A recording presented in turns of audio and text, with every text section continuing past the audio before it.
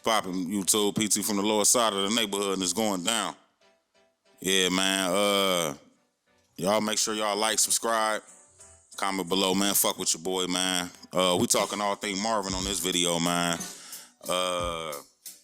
Hopefully, you know, by the end of the season, we ain't saying rest in peace to Marv, but I think Uncle Marv up out of there, man.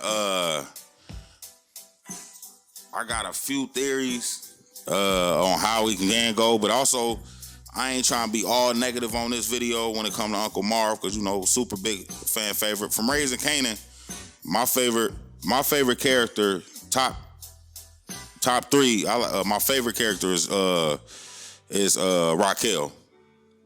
I love that bitch. That's something about her. She said niggas was born to be ball players, lawyers, doctors. I was born to move weight.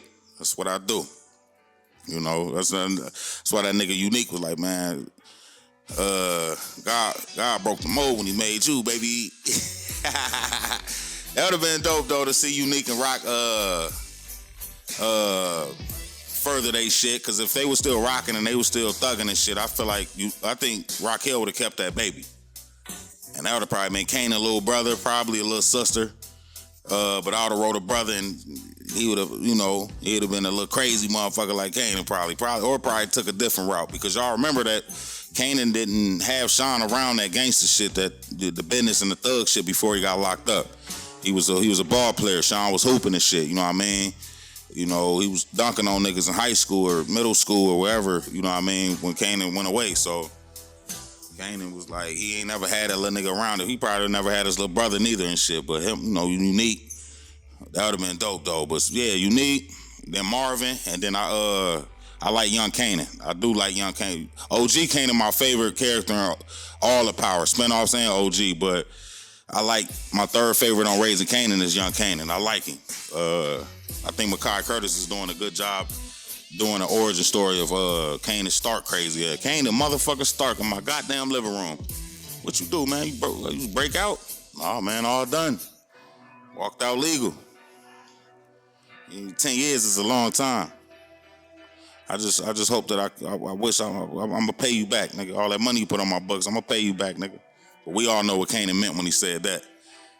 You little son of a bitch, lock me up so you can run the hustle. But yeah, but Marvin, man, thorough niggas like Marvin, real niggas like Marvin, niggas that handle their business. Okay, yeah, he could be a hothead, a goofball at times and shit, because that's part of his personality. But Marvin handle business, Marvin stand on business, and Marvin be with the shit. You know what I mean? And it's fucked up that, you know, ain't none of Kanan people in OG Power, so the writers, Sasha Penn and his team, they gotta go off of that. You know what I mean? And Marvin wasn't in OG Power. Kanan mentioned his uncles, but Kanan could have been lying. Kanan could have been just twisting Tariq mind, you know, manipulating, because he was, like he said, I was running game on you. You know what I mean? So, and Kanan, how the way he is, they said this 5th season, we go see the Ruthless. Like, this nigga Kanan was like how he was in OG Power, so family really don't mean shit to Kanan. Like, if you really look at OG Power, OG Kanan, family don't mean shit. Took Sean out, allegedly took his mom out, and then he took out his cousin Jukebox. And, you know, he said he loved Jukebox. Y'all remember he was like, shit, man, I ain't love nobody harder than Juke. But in OG Power, he just popped the bitch. You know what I mean? Bitch, you running your mouth. So, family don't really mean shit to Kanan. But Uncle Marv though, Uncle Marv, he ride for the family. He don't get no fuck about all that old shit. And then he ride for Rock. Him and Rock, they last seen together, they got into it. Dollar Short Marvin and shit, and Lulu and Marvin, they always butting heads, brother shit. And then Jukebox and Marvin, they had their problems. And then Kanan, you know, and Marvin, we ain't really truly get no real legitimate scene between Kanan and Marvin. Besides Marvin just, you know, bringing them to the little stash house and, you know, niggas trying to put them reps in, nigga. Marvin a real, you know, what he tell Raquel? I'm a gangster, I do gangster shit. She said, no, nigga, you do dumb shit. But yeah, it's gonna be sad to see Marv go though, man. I think Stefano and them. I think Stefano and them probably the Pino dude, or probably them New Jersey niggas that's riding with Unique. Cause up in the trailer and shit, up in the little sneak trailer and shit, it looked like Marvin's walking up in Unique's coat. The jacket is shot, and it looked like Marvin laying motherfuckers down. He had two on. Marvin, you know, and Marvin go bust his gun. You know what I mean? That's one motherfucker that's he's solid, and it's only a certain solid, all the way solid motherfuckers that just stick to who they is and all the power spinoffs. Marvin, definitely Marvin. Unique before the bullshit happened, before Ronnie did that shit to him. Tommy. Who else all the way through solid? Them the only three I can really come to think about that's just all the way through and through solid. They ain't playing no backdoor games. I mean, they'll play some games, but they doing it with the people they love. Like Marvin will do it with Rock and Lou. Tommy will do it with Ghost and, you know, just Ghost. And Unique, he stand on business and shit. But Unique ain't no go around sneaky ass nigga. Probably now because of the CTE, but I'm talking about before the CTE, Unique just stood on business. He was just him. So them basically, like, I think out of all these spinoffs and OG Power, the top three solid motherfuckers is them three. I mean, you got like motherfuckers like Julio. You got motherfuckers like Liliana. You got motherfuckers like who else? All the way solid. 2-Bit. That's really low key it. Marvin, Tommy, Unique before the CTE. Julio, Liliana. Yeah, and 2-Bit. Them the only motherfuckers that was throwing through solid. Everybody else is like, you know what I mean? You know, Ghost, he questionable. Kanan, questionable. Raquel, questionable. Tariq, questionable. You know what I mean? But them six that I named, them all solid motherfuckers. And Marvin definitely top three, or probably number one out of all of them. Because he the OG in this shit. You know what I mean? Liliana, she a baby right now. You know, 2-Bit probably a baby. Motherfucking Unique got the CTE. So hopefully, man, Marvin better go out like OG Kanan went out, not like shooting, you know, the cops and shit, but just go out on some gangster shit.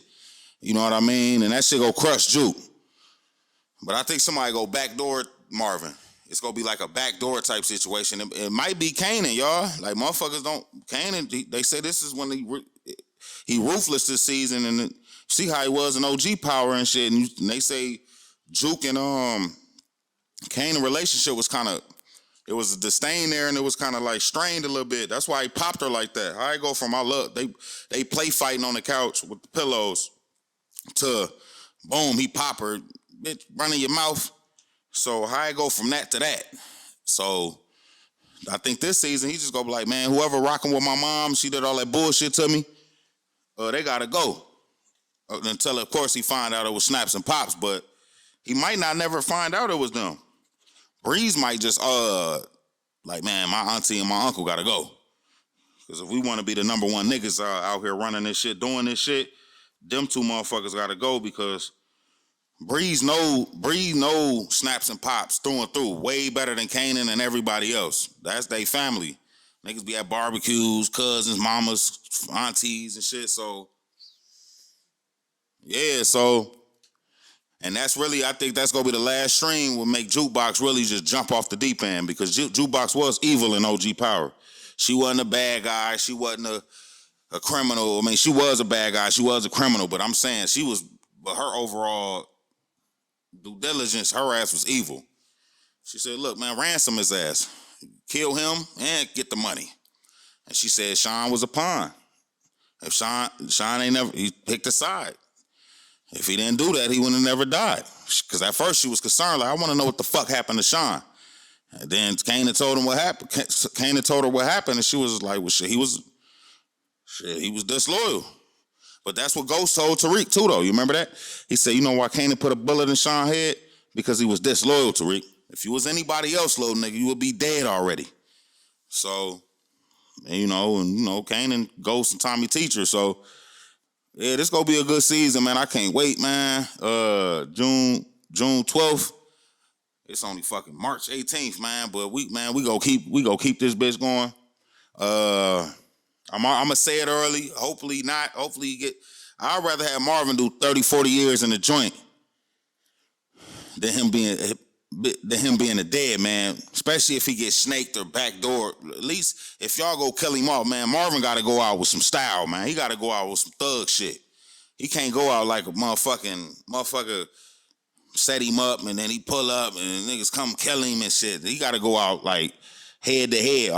He lost, but he went out like he bust his gun or something, or he fought. You know what I mean? Marvin, they got to kill Marvin off that kind of way. Y'all tell me what y'all think, man. Comment below, man. Fuck with your boy. How y'all think Marvin go out? Feds, death, get set up, anything. Shit, we still have yet to see D Wiz big brother. So we go see though, man. Y'all comment below, tell me what y'all think. It's PT from the lower side of the neighborhood, and I'm out. Yeah.